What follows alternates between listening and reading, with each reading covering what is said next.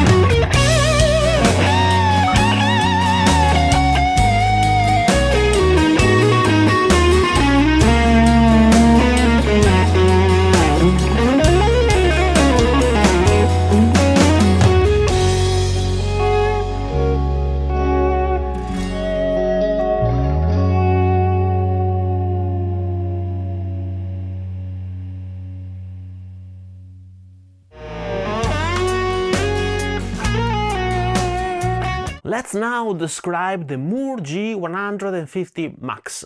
We have 55 amp simulations with 3 dedicated to the acoustic guitar and 26 cabinets. Of course, we have all the most famous amps at our disposal with Marshall, Fender, Vox, etc.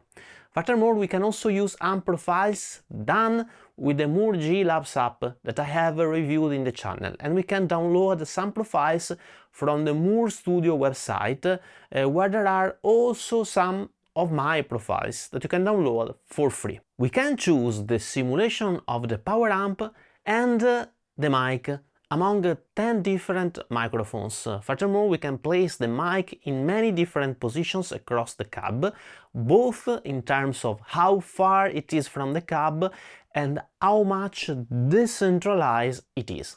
We can load our own IRs in 20 user slots, and the IRs are at up to 512 sample points.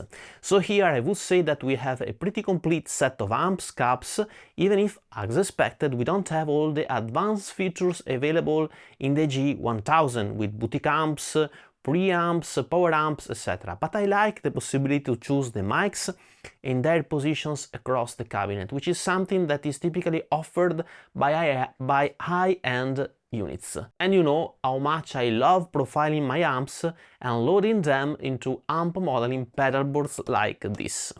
Then we have around 70 effects covering distortions, dynamics, filters, modulations, delay, reverbs, etc. The amp cabs and effects can be stored in 200 presets organized in 4 blocks. Of course, we have a looper that can manage a maximum recording time of 80 seconds with drum machines with 40 different rhythm types. In terms of signal chain, the G150 Max runs 9 simultaneous effect blocks that are fixed and not repeatable. I mean, we cannot arrange the effect blocks in whatever order we want, nor we can replicate many instances of the same effect block.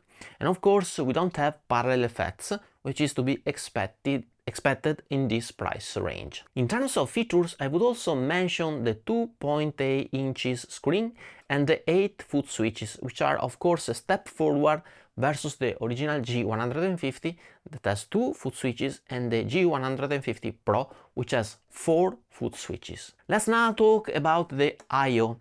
We have an aux in, a guitar input, then we have stereo unbalanced output, stereo balanced output, and an headphone out. Of course, we have a USB-C port, and in fact this unit can serve as a 2x2 channels audio interface at 24 bits and 44.1 kHz. We can also connect the unit to a mobile phone or a recording device for OTG audio playback and recording.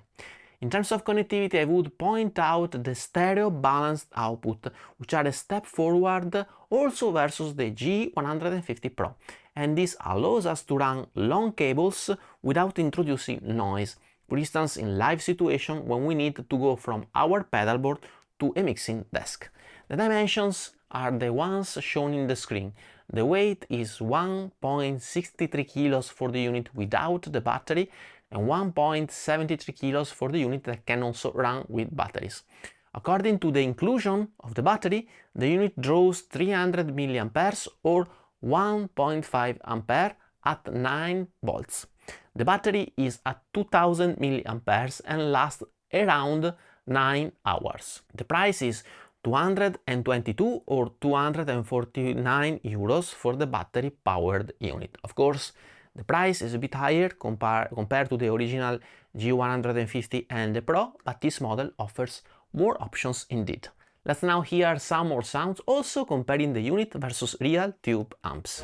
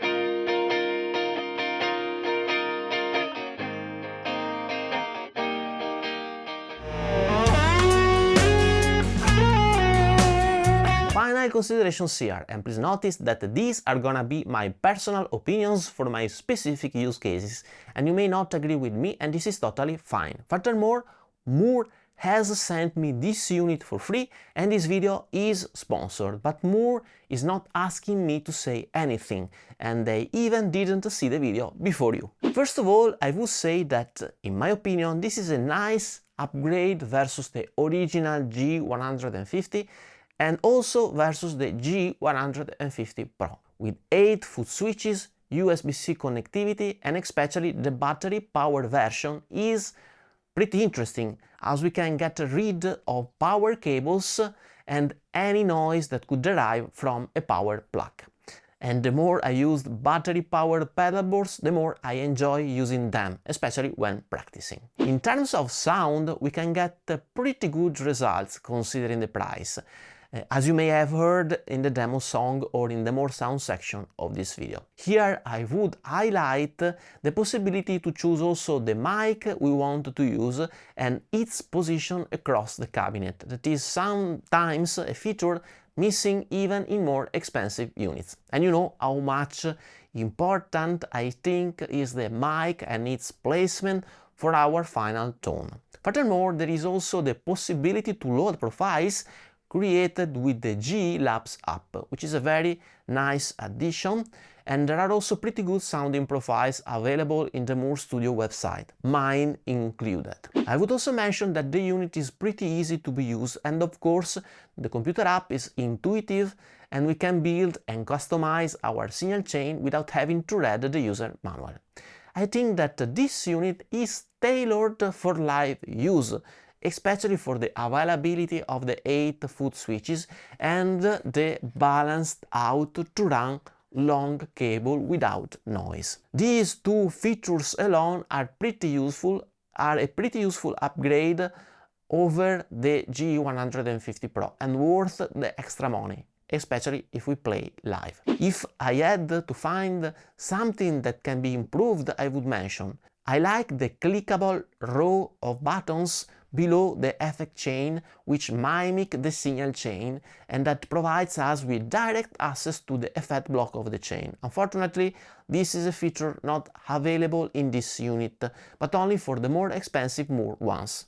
Here we have just lights that show us which are the effect blocks activated, but that are not clickable. The second area of improvements I would mention is the fixed signal chain, where I would have appreciated the possibility to change the order of the effects according to my needs. On the other hand, of course, the position of the effects in the chain is standard and in line with what I typically use, with compression, overdrive, amp, cab, noise gate, EQ, modulation, delay and reverb. But you know, sometimes it is nice to have the possibility to put a modulation before the amp or a reverb before the amp, etc. Of course, we have always to take into consideration the price of this unit, which is actually pretty low considering what we get. All in all, I think it is a nice upgrade over the glorious original G150 and over the G150 Pro. It's a pretty good entry-level machine for someone who wants a good unit at a low price and still wants to jig or play live. I think this unit is really a direct competitor of the Valeton GP200, which is a pretty successful unit. Please let me know if you want me to do a direct comparison GP200 versus G150 Max. Thank you for watching and see you soon in the next video. Bye bye.